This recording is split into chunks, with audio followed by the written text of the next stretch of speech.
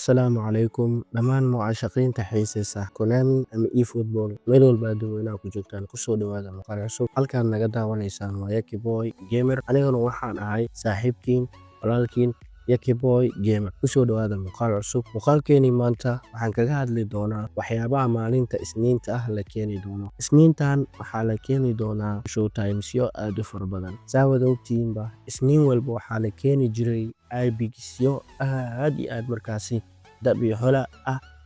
maadaama marka Isniintan IBG la keeni doonin maadaama Khamiistii IBG badan la keenay ama 3 IBGs la keenay beriyo Isniin ah maxaa la keeni doonaa qof walba sidaas ayuu isweydiinayaa maadaama Isniintii IBG la keeni jiray oo Khamiistii IBG aad u far badan la keenay oo haddana maalinta Isniinta ahna IBG la sugayo maxaa la keeni doonaa haddaba maalinta Isniinta oo beri ah wax IBG ah lama keeni doono sida shirkadda ay shaacisay waxaa la keeni doonaa Eden Hazard oo hore u shaacisay in la keeni doono kaas ayaa la filayaa in maalinta beri ah oo Isniinta ah ay keento maadaama ay IBG keenaynin waxay keeni doontaa showtimes oo 3 rag ugu horeeyaan 3 rag haddii aan ku kala sheego Yilmaz ninkan la yiraahdo ninkan Nakamura la yiraahdo iyo ninkan Barcola la yiraahdo 3 rag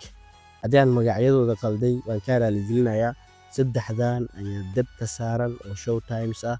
3 in la keeno ayaa la filayaa showtimesyo kalena in la keeno waa macquul laakiinse 3 ayaa la filayaa in maalinta beri ah si official ah loo keeno waxaa kaloo jiro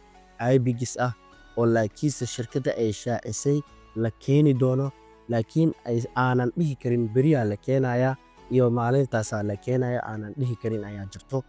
IBG oo dabiyo hola ah oo marka aad u kulul oo cabsi ah ayaa la keeni doonaa laakiinse lama shaacinin waqtiga la keeni doono IBGgaas waxaa u horeeyo Spanish Liga oo u horeeyo Zidane Fernando Torres iyo ninka kale ay u horeeyaan ayaa la filayaa in la keeno maalmaha soo aadan ama nagu soo aadan in la keeno waxaa kaloo jirto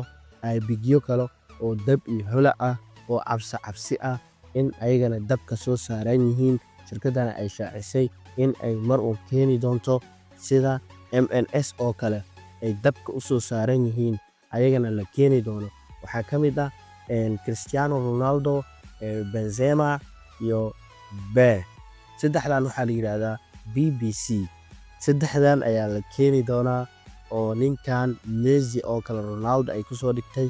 marka 3daas ayaa la filayaa waqtiga la keeni doono weli lama shaacinin laakiinse waxaa la sheegay in la keeni doono